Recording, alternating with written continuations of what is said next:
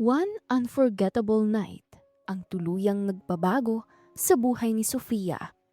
Akala niya'y mananatili na lang itong isang magandang alaala kasama ang billionaire na si Nathaniel.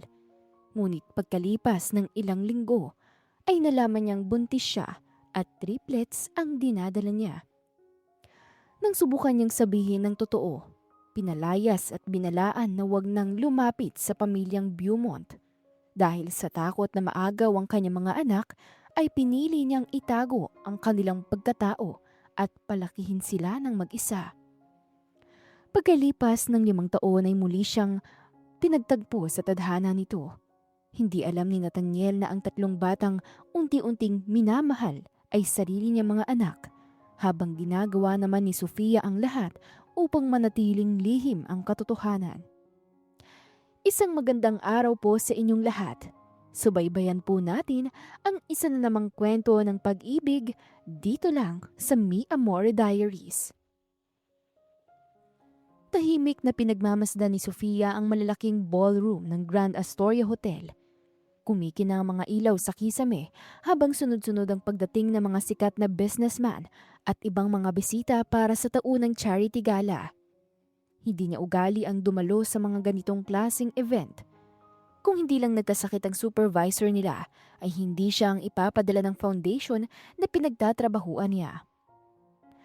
Huminga siya ng malalim bago inayos ang simpleng navy blue dress na suot niya.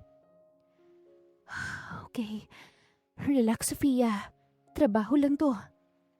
Bulong niya sa sarili dahil sa kabang nararamdaman. Lumapit sa kanya ang kasamahan niyang si Elaine. Okay ka lang? Kanina ka patahimik, baka mapanis na yung laway mo. Pahabol nitong biro. Kinakabahan lang naman kasi ako. Sa dami ba naman kasing mga sikat na halimaw sa negosyo dito eh. Hindi mapigilang sagot niya.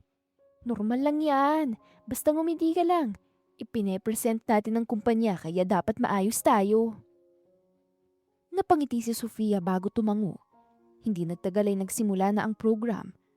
Habang abala ang lahat ay isa-isang lumilibot ang mga staff upang tiyaking maayos ang takbo ng event. Habang naglalakad si Sofia dalang ilang document ay hindi niya napansing may paparating na lalaki mula sa kabilang direksyon. Nagkabanggaan sila dahilan para mahulog ang mga papel sa sahig. Ay, sorry po! Agad siyang yumuko para pulutin ang mga papel. May isa pang kamay ang naunang dumampot sa mga ito. I'm sorry. May tinitingnan kasi ako kaya hindi kita napansin. Pag-angat ni Sophie ng ulo niya ay natigilan siya sa nakita. Matangkad, gwapo at pilyong lalaki, ngunit bakas ang kaseryosohan sa gwapo nitong muka. Pasensya na po. Walang problema. Just be careful next time. Iniabot nito ang mga papel. Ikaw bang representative ng Hope Foundation? Yeah, ako nga po. Magalang na sagot ni Sofia. I'm Nathaniel Beaumont. Pakilala nito sabay lahad ng kamay. Napakurap si Sofia at kilalang kilala niya ang apelyidong yon. Isa ang Beaumont Group sa pinakamalaking kumpanya sa bansa. I'm Sofia Valencia, sir. Pakilala niya tinanggap ang pakikipagkamay nito. Magaan lang ang naging usapan nila bago sila naghiwalay dahil pareho silang may kailangang gawin. Ngunit ilang beses pa silang nagkasalubong sa buong gabi hanggang sa magkasabay silang magpunta sa terrace para magpahangin. Hindi ka mukhang sanay sa ganitong klaseng event ah. Komento nito. Napatawa si Sofia. Halata po ba? Masanay kasi ako sa outreach kesa sa ganito. Hindi naman ganun kalata. Masyado kang confident sa unang tingin. Sagot nito. Nakakahiya naman kasi kung mukha kong walang kamuwang-muwang na magpunta dito. Biro niyang sabi na ikinailing ng lalaki. Nagpatuloy ang usapan nila nang hindi nila namamalayan ng oras hanggang sa isa-isa nang magsiuwian ang mga bisita. Mukhang hindi ako makakauwi agad ah. Walang masasakyan. Mahinang bulong niya sa sarili, ngunit tila sinagot agad ang problema niya nang magtanong ang lalaki. May sasakyan ka ba? Tanong nito. Umiling siya. Magbubuksa na ako kaso anong oras na? Baka wala nang masakyan o mahirapan pa. I'll drive you. Alok nito sa kanya. Nako, ayos lang, nakakahiya. Susubukan ko na lang mag-book ng taxi. Nahihiyang tanggi niya. Hindi kita hayaang maghintayin dito na mag-isa. Tsaka isa pa, baka umulan at mas lalo ka pang mahirapan.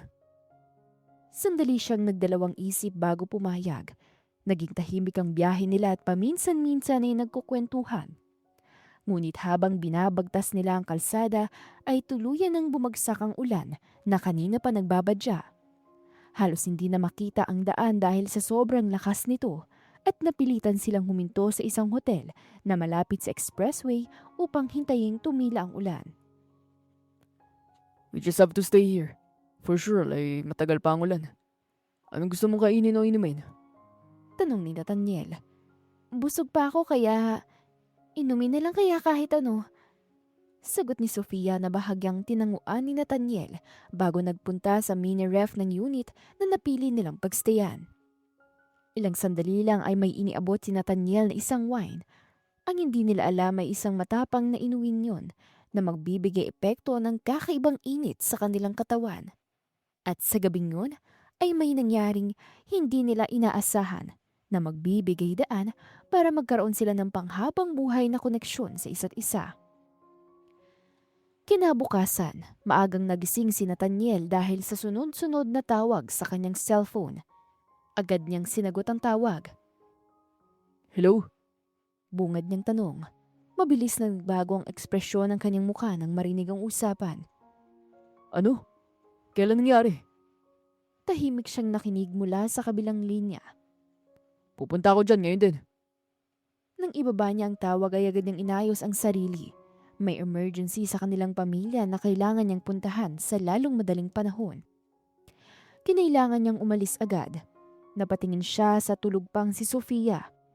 Sandali siyang nag-atubili dahil gusto niya sanang hintayin itong magising pero hindi na pwede.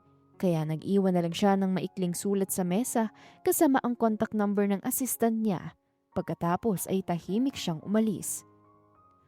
Makalipas ang ilang minuto, nagising si Sofia at napansin niyang wala na si Nathaniel. Napatingin siya sa mesa, ngunit wala na roon ang papel. Tinangay palayo ng hangin mula sa bahagyang nakataas na bintana at napunta sa ilalim ng kama, kaya hindi niya na ito nakita. Huminga siya ng malalim at hindi niya alam kung muli pa silang magkikita. Lumipas ang mga araw ay nagpatuloy siya sa trabaho. Unti-unti niyang isinantabi ang alaala ng gabing yun dahil alam niyang pagkakamali lang yun at dala ng init ang kanilang katawan. Hanggang sa isang umaga, habang nasa opisina ay bigla siyang nakaramdam ng matinding hilo. Sofia, namumutla ka! Pansin sa kanya ng kasamahan at kaibigang si Elaine. Oo nga. Siguro dahil lang sa pagod. Pero okay lang ako.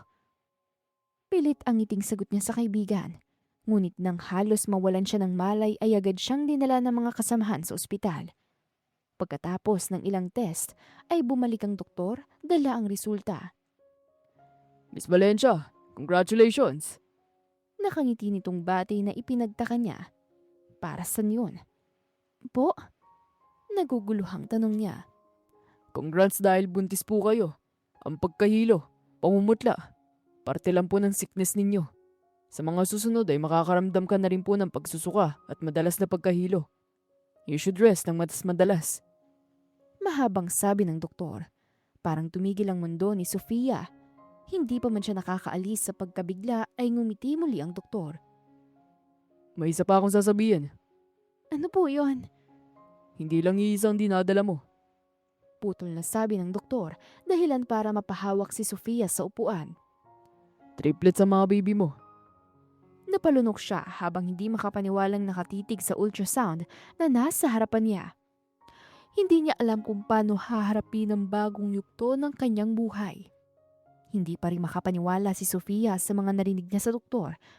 Triplets, 3 sanggol ang sabay-sabay niyang dinadala. Tahimik siyang nakaupo sa labas ng ospital habang hawak ang maliit na envelope na naglalaman ng resulta ng ultrasound. Pakiramdam niya'y napakabigat ng lahat. Masaya ba siya? Oo, pero mas lamang ang takot na nararamdaman niya. Wala siyang asawa At ang ama ng mga anak niya ay isang lalaking isang beses lang niyang nakasama. Huminga siya ng malalim. Hahanapin ko siya. May karapatan siyang malaman to. Bulong niya sa sarili. Kinabukasan ay nagsimula siyang maghanap ng impormasyon tungkol kay Nathaniel Beaumont. Madali lang hanapin ang pangalan nito sa internet dahil isa itong kilalang negosyante, pero wala siyang personal na contact nito. Tinawagan niya ang numerong nakuha niya mula sa organizer ng charity event, ngunit hindi na yon sumasagot. Nagpunta rin siya sa hotel kung saan sila unang nagkita.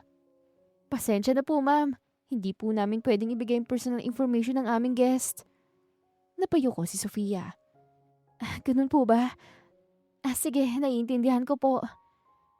Lumabas siyang dismayado pero hindi pa rin siya sumuko. Ilang araw pa siyang naghanap hanggang sa isang umaga ay nakita niyang mukha ni Nathaniel sa isang business magazine na nasa convenience store. Napahinto siya sa nakita. Malaki ang larawan nito sa cover, ngunit ang mas nakatawag ng pansin niya ay ang headline nito. Business heir Nathaniel Beaumont to marry Isabella Villarreal next month. Parang may kumurot sa dibdib niya. Hindi niya alam kung bakit. Hindi naman kasi naging sila at isang gabi lang ang pinagsamahan nila. Pero hindi niya inaasahang ganun kabilis itong ikakasal. Tahimik niyang ibinalik ang magazine sa salalagyan nito. Lumipas ang 2 araw. Matagal niyang pinag-isipan kung pupuntahan pa ba niya si Nathaniel. Sa huli ay nanaig sa kanya na hindi siya pupunta roon para manggulo, kundi pupunta siya para sabihin ang totoo. Karapatan nitong malaman na magiging ama na siya. Huminto ang taxi sa harap ng napakalaking Beaumont Mansion. Napalunok si Sofia. Mas malaki pa yon kesa sa inaakala niya. Lumapit siya sa malaking gate. Pwede po bang makausap si Mr. Nathaniel Beaumont? Magalang niyang tanong. May appointment po ba kayo, ma'am? Tanong muli ng guard. Wala po eh. Pasensya na po, hindi po kayo maaaring pumasok. Nagmakaawa siyang ngumiti dito. Masyado siyang desperado na makita ito. Importante lang po sana, kahit saglit lang. Habang nag-uusap sila ay isang itim na luxury car ang pumasok sa gate. Kasabay nito ay ang paglabas ng isang eleganteng babae mula sa mansyon. Mukhang nasa 50 taong gulang na ito, ngunit halatang maalaga sa sarili. Napatingin ito kay Sofia. Anong meron? Lumapit ang guard sa babae. Ma'am, gusto raw po niyang makausap si Mr. Nathaniel. Tiningnan siya ng babae mula ulo hanggang paa. At ikaw ay... Sino ka? Ako po si Sofia Valencia. Magalang at kabado niyang sagot. At anong kailangan mo sa anak ko? Napahigpit ang hawak ni Sofia sa bag. Personal na bagay lang po sana. Nanlamig ang mukha ng babae. Kung perang sadya mo, nagkamali ka ng pinuntahan. Nagulat si Sofia sa naging sagot nito. Nako, hindi po. Hindi ako hihingi ng pera. Kung ganun, anong gagawin mo? Hamon pa nito. Nag-atubili siya at hindi niya kayang sabihin yon sa harap ng maraming tao. Pwede po ba sanang kay Mr. Nathaniel ko na lang po sabihin? Pagmamakaawa niya, napailing ang babae. Nathaniel is busy preparing for his wedding. Parang muling bumigat ang dibdib ni Sofia sa narinig niya. Hindi na lang sana siya nagpunta rito. At wala siyang oras sa kung sino-sinong nagpapakilala. Hindi po ganun yon, dahil kilala po niya ako. Kung may respeto ka sa anak ko, umalis ka na. Please po, kahit ilang minuto lang. Pakiusap niya, dahilan para tuluyan ng nawala ang pasensya ng babae. Makinig kang mabuti sa sasabihin ko, babae. Lumapit ito ng bahagya. Alam kong maraming babae ang gusto mapalapit sa anak ko. Pero tandaan mong nakatakda na siyang ikasal. Kaya wag mo nang sirain ang buhay niya. Napakurap si Sofia. Gusto niyang magsalita. Gusto niyang sabihin ng tungkol sa batang dinadala niya. Pero walang salitang lumalabas. Guard? Tawag ng ginang sa gwardya dahilan para tumango ang gwardya. Siguraduhin mong hindi na siya makakapasok ulit dito. Pagkatapos sabihin niyo na tumalikod na ito, unti-unting nagsara ang malaking gate at naiwan si Sofia sa labas. Hindi niya namalayang umiiyak na pala siya habang naglalakad pa uwi. Hindi dahil pinalaya siya, kundi dahil pakiramdam niya ay wala ng lugar ang mga anak niya sa buhay ni Nathaniel. Kinabukasan ay bumalik siya sa ospital para sa panibagong check-up. Mas malinaw na ang ultrasound. Ngumiti ang doktor habang pinapakita ang monitor. Mukhang malalakas sa mga baby. Healthy po sila, mami. Tahimik lang si Sofia na nakinig sa sinasabi ng doktor. Okay ka lang ba? Kalaunan ay tanong nito. Tumango siya. Dok, kaya ko po ba talaga to? Ngumiti ang doktor. Hindi magiging madali pero kakayanin mo dahil hindi ka nag-iisa. Napatingin siya sa monitor. 3 maliliit na buhay ang dinadala niya. 3 batang wala pang kamalay-malay sa mundong naghihintay sa kanila. Unti-unting napangiti si Sofia. Inilagay niya ang kamay sa tiyan niya. Hindi ko kayo pababayaan. Makalipas ang ilang araw ay nagpasya siyang umalis muna sa trabaho. Hindi na rin kakayanin ng katawan niya ang mabibigat na gawain habang lumalaki ang kanyang tiyan. Tinulungan siya ng supervisor niyang maayos ang mga papeles. Sigurado ka na ba sa desisyon mo? Opo, magalang niyang sagot at ngumiti. Ibabalikan ka pa rito kaya anytime pwede ka ulit bumalik, ha? Ngumiti siya. Salamat po. Kinagabihan, umuwi siya sa maliit nilang bahay. Tahimik niyang pinagmasda ng lumang litrato ng kanyang mga magulang. Wala na ang mga ito, ilang taon nang nakakalipas. Wala rin siyang ibang malalapitan. Pagkatapos ng ilang oras na pag-iisip, ay binuksan niya ang cellphone at tinawagan ng tiyahin niyang nakatira sa probinsya. Tita, bungad niya. Oh, Sofia, bakit napatawag ka? Gulat na bungad ng kanyang tiyahin. Pwede po ba akong umuwi muna dyan? Nahihiya niyang tanong. Hindi na nagtanong ang matanda. Anak, bukas na bukas din umuwi ka na. Welcome ka dito. Napaluha si Sofia sa tuwa. Salamat po. Ilang araw ang lumipas ay tahimik niyang iniwan ang Maynila, kasamang ilang gamit at ang pag-asang makapagsimula ulit. Habang umaandar ang bus papalayo sa lungsod, ay minsan pa niyang sinilip ang skyline ng Maynila sa bintana. Doon niya iniwan ang lalaking minsang nagpabilis ng tibok ng puso niya at doon din niya iniwan ang lihim na hindi niya na muling balak sabihin. Hinaplos niya ang kanyang tiyan. Simula ngayon, tayong 4 na lang. Hindi man niya alam ang magiging kinabukasan. Isang bagay ang sigurado. Ayun ay ang gagawin niyang lahat para maprotektahan ang kanyang 3 anak kahit pa lumaki silang hindi kilala ang kanilang ama.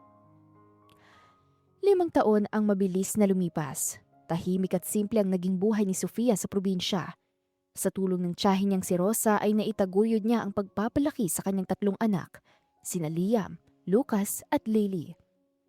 Hindi naging madali ang lahat. May mga panahong kulang ang kita niya sa online freelance work at pagtatahi ng mga damit. May mga gabing sabay-sabay nagkakasakit ang 3 at may mga pagkakataong gusto niyang sumuko. Pero sa tuwing makikita niyang nakangiti ang mga anak niya ay nawawala ang lahat ng pagod niya. Isang umaga'y nakatanggap siya ng tawag mula sa dati niyang supervisor. Sophia, may magandang offer dito sa Maynila. Bagong opening dito. Mas maganda ang sweldo at sa office work na lang. Naalala nga kita agad kung interesado ka pwede kitang i-recommend. Napatingin siya sa 3 batang naglalaro sa bakuran. Pag-iisipan ko po. Oo sige, pero hanggang next week na lang ang hiring, ha? Pagkababa ng tawag ay napaisip siya. Malapit nang magsimulang ng elementarya ang triplets at kailangan niya ng mas malaking kita para sa pag-aaral ng mga ito. Kinagabihan ay kinausap niya ang tiyahin. Tita, gusto kong subukan ulit sa Maynila. Sigurado ka ba? Hindi ka ba natatakot? Natatakot po, pero hindi pwedeng habang buhay kaming nandito lang. Sagot niya at napabuntong hininga. Ngumiti ang matanda. Kumpara sa mga bata suportado kita. Makalipas ang 1 linggo ay lumipat sila sa isang maliit na apartment sa Maynila. Hindi yun malaki, pero sapat para sa kanilang 4. Excited ang triplets sa bago nilang tirahan. Mommy! Ang daming sasakyan oh! Bibong sabi ni Lily. At ang tataas ng building! Sagot naman ni Lucas. Pwede ba tayong mamasyal mamaya? Tanong pa ni Lily sa kanya. Napangiti si Sofia. Kapag nakapag-ayos na tayo. Pagkaraan ng ilang araw ay nagsimula na siyang magtrabaho bilang administrative assistant sa isang foundation. Habang nasa opisina siya, ang triplets naman ay nasa daycare na malapit lang. Magaan ang takbo ng unang linggo hanggang sa isang hapon ay lumabas siya ng opisina upang sunduin ang mga bata. Habang naghihintay sa pedestrian lane ay isang itim na luxury SUV ang huminto dahil pula ang ilaw. Hindi niya sana papansinin yun, pero nang bumukas ang bintana ay nanlamig siya dahil bumungad lang naman sa kanya ay walang iba kundi si Nathaniel. Mas mature na ito ngayon pero hindi nagbago ang mukha nito. Napahinto rin si Nathaniel nang makita siya. Sofia? Gulat nitong tanong. Nagkatinginan sila ng ilang segundo kaya hindi nakapagsalita kaagad si Sofia. Hello? Nahihiya niyang bati. Ikaw nga. Bulalas nito. Hindi pa man sila nakakapag-usap ay biglang tumakbo ang tatlong bata papunta kay Sofia. Mommy! Tawag ni Liam. Mommy, tapos na po kami! Sabi naman ni Lucas. Gutom na ako! Reklamo naman ni Lily. Agad silang yumakap sa kanya. Nang makita ng lalaki ay nangiti si Nathaniel habang pinagmamasdan ng eksena. Mga anak mo? Tumango si Sofia. Hindi niya na dinagdagan pa. Nag-green na ang traffic light kaya may bumusina sa likod ng sasakyan. I have to go. Paalam ni Nathaniel. Okay. Tanging naisagot niya. Ingat kayo. Pahabol nito na tinungaan lang niya. Habang papalayo ang sasakyan ay saka lang siya nakahinga ng maluwag. Hindi niya inaasahang magkikita sila ng ganoon kabilis. Lumipas ang ilang araw, isang Sabado ay dinala ni Sofia ang triplet sa isang malaking park. Habang naglalaro ang mga bata ay umupo siya sa isang bench nang may biglang pamilyar na boses ang narinig niya. Mukhang tadhana nang gumagawa ng paraan para magkita ulit tayo ah. Napalingon siya. Nakatayo roon si Nathaniel na nakasuot lang ng simpleng polo shirt at jeans. Hindi ito mukhang CEO sa suot nito na napakasimple. Ikaw pala. Tipid niyang sabi. Every Saturday ako dito para mag-jogging. Kwento nito at ngumiti sa kanya ng bahagya. Pwede bang umupo ako? Tanong nito na tumangulang siya bilang sagot. Tahimik silang nag-usap. Hindi na nila binalikan ang nakaraan. Nagkwentuhan lang sila tungkol sa trabaho at buhay. At makalipas ang ilang minuto ay tumakbo papunta sa kanila ang triplets. Mommy, tingnan mo oh!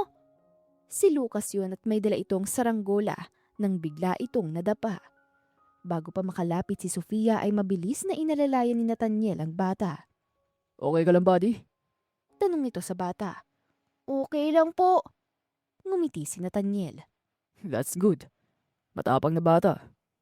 Napangiti rin ang bata at maya-maya ay lumapit din sina Liam at Lily.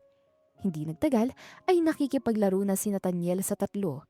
Nagtatakbuhan sila sa damuhan at tawanan naman ang tawanan ng mga bata.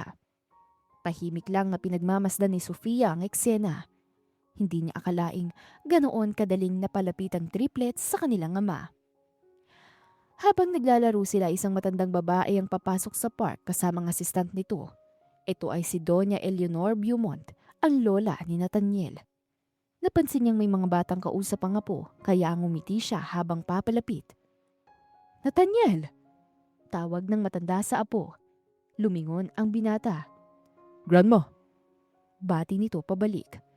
Napatingin ang matanda sa triplets at natigilan siya. Hindi niya maipaliwanag pero may kakaiba, lalo na ang batang si Liam. Parehong-pareho ito sa mga mata ni Nathaniel nung bata pa.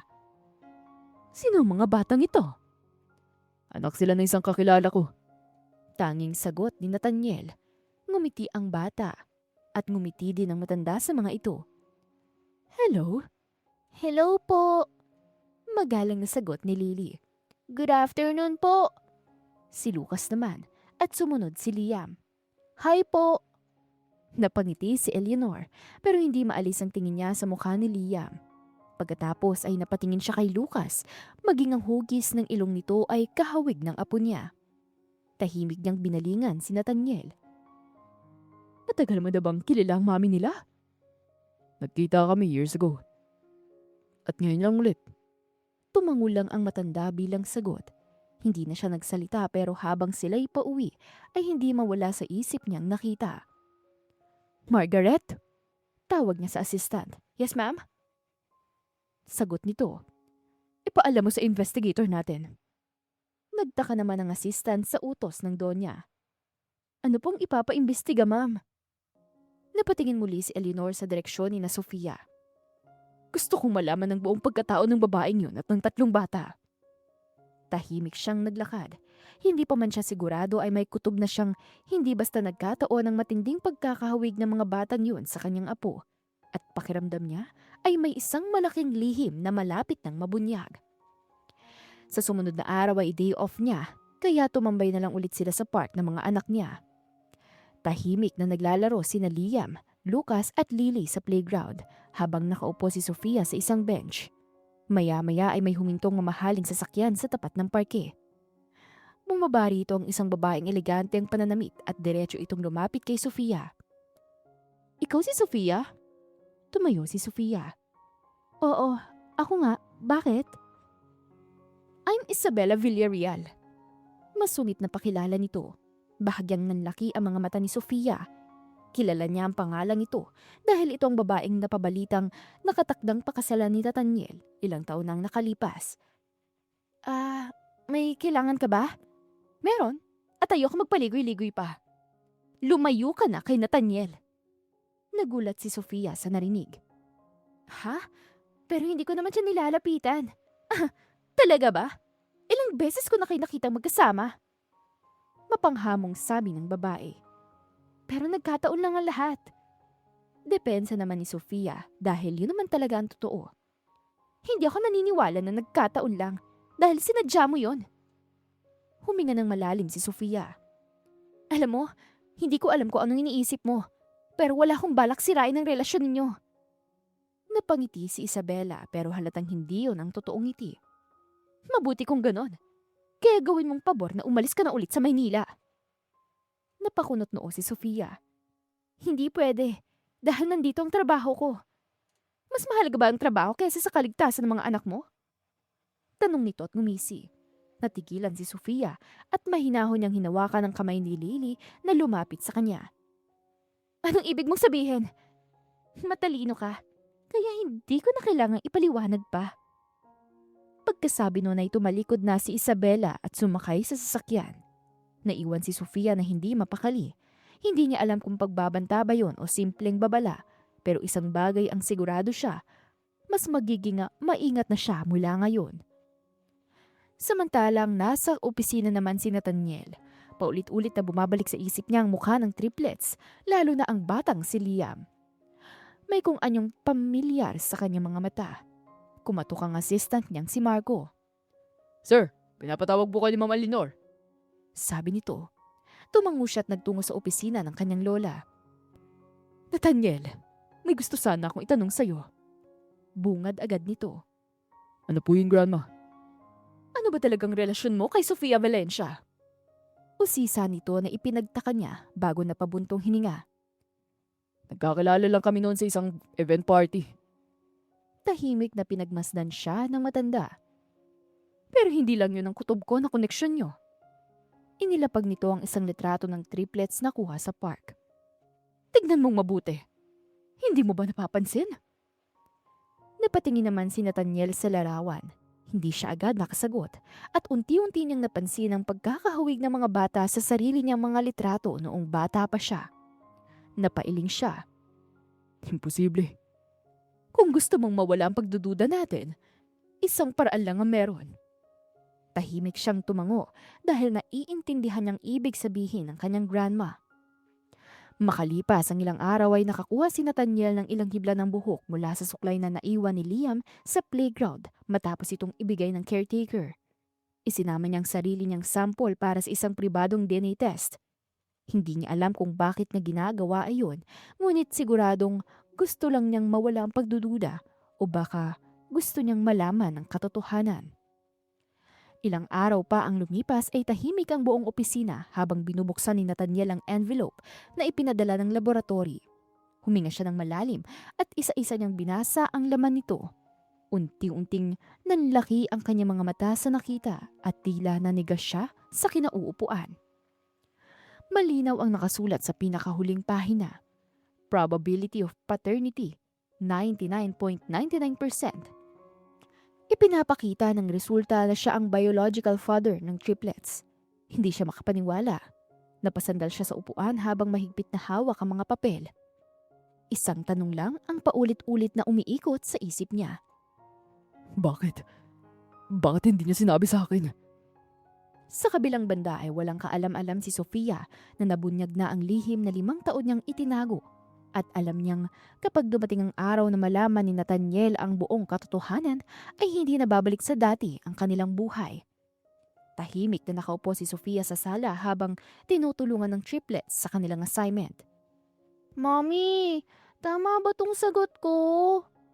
Tanong ni Lily. Sige nga, tingnan nga natin. Sagot niya sa anak. Hindi pa man niya natapos ang pagtingin sa notebook ng anak ay may kumatok na sa pinto.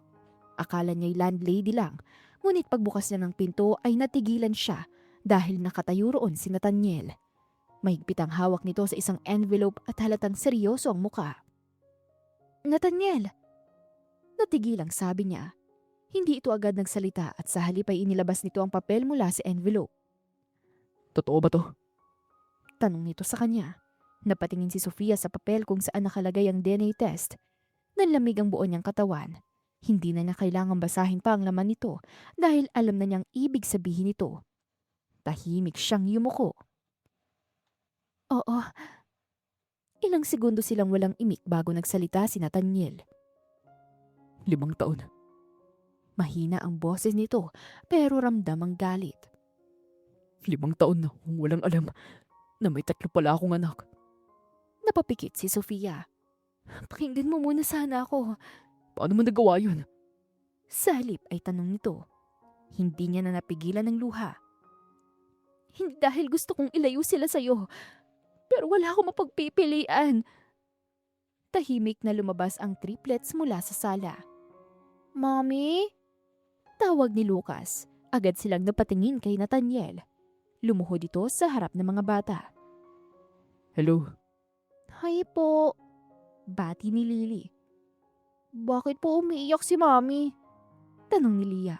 Napabuntong hininga si Nathaniel. Mag-uusap lang kami ng mami niyo. Ngumiti siya ng pilit. Mga anak, pumasok muna kayo sa kwarto niyo ha? Tumango ang tatlo at pagkasara ng pinto ay muling nagsalita si Nathaniel. Ngayon, sabihin mo totoo. Huminga ng malalim si Sofia. Okay. Nung nalaman kong buntis ako, hinanap kita sa kung saan-saan. Nasa tingin ko nandun ka. Tumawag rin ako at nagpunta ako sa mansyon niyo. Napakunot noo si Nathaniel. Pero hindi kita nakita. At doon ko nakilala ang mami mo. Sinabi niyang nakatakda ka ng ikasal at pinalayas niya ako. Binalaan din niya akong huwag nang lumapit. Unti-unting nagbago ang ekspresyon ni Nathaniel sa kwento niya. Natakot ako. Akala ko kapag nalaman ng pamilya mo tungkol sa mga bata, baka kunin nila sa akin. Bukod pa dun wala akong pera at wala akong laban sa pamilya niyo. Tanging sila lang ang meron ako. Hindi ko itinago ang mga anak natin para saktan ka. Itinago ko sila para protektahan sila. Napayuko ang binata. Unti-unti niyang naalala ang bigla niyang pag-alis 5 taon nang nakalipas dahil sa emergency ng pamilya. Naalala din niya ang sinabi ng kanyang ina na wala namang naghahanap sa kanya. Ngayon ay malinaw na sa kanyang lahat. I'm sorry. Hingi nito ng tawad. Napatingin si Sofia dito. Dapat ako naghanap sa inyo. Tahimik silang parehong napaluha at parehong nagsisisi sa mga nasayang na ilang taon. Kinabukasan ay nagtungo si Nathaniel sa Beaumont Mansion. Naroon ang kanyang lola at ang kanyang ina. Nathaniel, anong problema? Inilapag niya sa mesa ang DNA test. May mga anak ako at sigurado akong anak ko sila. Natahimik ang buong sala habang binabasa na Beatrice ang papel at unti-unti siyang namutla. Hindi. Bulalas nito. Naalala mo ba ang babaeng pinalayas mo 5 taon na nakalipas? Siyang ina ng mga anak ko. Napaupo si Beatrice at unti-unti niyang naalala ang araw na yun. Sinabi ko na sa'yo noon na huwag kang manghusga agad. Singit na sabi naman ng matanda sa ina ni Nathaniel. Napaluha si Beatrice. Hindi ko alam. Akala ko isa na naman siyang babaeng naghahabol ng pera mo. Nagkamali ka, ma'am. At epekto ng pagkakamali mo, ang 5 taong nawala sa amin. Tahimik na yumuko ang babae dahil sa labis na pagsisisi. Nang hapon ding yun ay nagtungo sina Beatrice at Eleanor sa apartment ni Sofia. Kinabahan si Sofia nang makita sila. Pwede ba tayo mag-usap? Tanong ng ina ni Nathaniel. Tahimik siyang tumango. Pagkaupo nila ay agad na nagsalita ang ginang. Humihingi ako ng tawad sa nagawa ko sa'yo noon. Mali ang naging paghusga ko sa'yo at dahil sa ginawa ko, lumayo ka at nawala ng 5 taon ang anak ko na kasama ang mga anak niya. Hindi ko rin po gusto yung nangyari. Lumapit si Eleanor at hinawakan ang kamay niya. Ang mahalaga, nandito na kayo. Kinabukasan, nakipagkita si Nathaniel kay Isabela. Tahimik silang magkaharap sa isang cafe. Bakit mo ko gusto makausap? Tanong ng babae. May kailangan ako sabihin. Sabi ni Nathaniel at huminga ng malalim. Hindi na tayo matutuloy sa kasal. Natahimik si Isabela. Parang matagal na niyang inaasahan ang sasabihin nito. Dahil ba sa kanya? Tumango si Nathaniel. May pamilya na ako. At panahon ng panagutan ko sila. Napangiti si Isabela kahit may lungkot sa kanyang mga mata. Sana maging masaya kayo. Lumipas ang ilang buwan ay unti-unti nang nasanay ang triplets na kasama si Nathaniel. Halos araw-araw itong bumibisita at natutunan nitong ihatid ang mga bata sa school, makipaglaro sa kanila at magbasa ng bedtime stories para makatulog ang mga ito. Isang hapon, habang nagpipiknik sila sa hardin ng Beaumont Mansion ay biglang nagsalita si Lily. Daddy! Napatingin si Nathaniel. Daddy, tulungan mo nga ako. Hindi napigilan ni Nathaniel ang mapaluha. Lumapit siya at niyakap ang anak. Sige, Daddy's here. Tahimik na pinanood ni Sofia ang eksena. Napangiti siya sa lahat ng takot na ilang taon niyang pinasan ay unti-unti nang nawawala. Lumapit naman si Nathaniel sa kanya. Salamat. Para saan? Sa pag-aalaga sa kanila. Hindi man ako nakasama sa unang 5 taon. Sisiguraduhin kong hindi na sila muling mawawala ng ama. Emosyonal na sabi ng lalaki. Ngumiti si Sofia. Magsimula tayo ulit. Hinawakan ni Nathaniel ang kamay niya. Oo, bilang isang pamilya. Habang nagtatawanan ng triplets sa damuhan ay napagtanto nilang kahit maraming taon ang nawala ay may pagkakataon pa ring bumawi. At sa wakas ay nabuo rin ang pamilyang hindi inaasahang magkakaroon dahil sa isang gabing pagkakamali. Unti-unting bumalik ang saya sa pamilya ni na Sofia at Nathaniel. Hindi naging madali ang pagbuo muli ng tiwala pero pinili nilang harapin ang bawat araw na magkasama. Madalas sabihin ni Nathaniel sa mga anak niya na hindi nasusukat ang pagiging magulang sa tagal ng panahon, kundi sa pagmamahal, pag-aaruga at paninindigan na ibinigay araw-araw. Samantalang natutunan naman ni Sofia na hindi lahat ng tao ay mananatiling pareho. May mga pusong marunong umamin ng pagkakamali at handang magbago para sa mga taong mahalaga sa kanila. Nagsimula man ang lahat sa isang gabing hindi nila inaasahan, dumaan man sa maraming pagsubok at pagluha. Ngunit sa huli, ay pinatunayan nilang ang isang pamilya ay nabubuo sa pagmamahalan, pagpapatawad at pagtutulungan. Ang katotohanan ay maaaring maitago sa loob ng ilang taon, pero darating at darating ang araw na ito ay mabubunyag. Kapag pinili nating harapin ang katotohanan, humingi ng tawad sa ating pagkakamali at magpatawad, ay nagkakaroon ng pagkakataon ng mga pusong nasaktan na muling magsimula. Dahil sa huli, ang tunay na pagmamahal ay hindi sumusuko sa mga pagsubok. Sa halip, ito ang nagbibigay ng lakas upang mabuo muli ang isang pamilya. At dito na po nagtatapos ang kwento natin para sa araw na ito. Muli, ako po si Miss Demi. Marami pong salamat at hanggang sa muli. Paalam!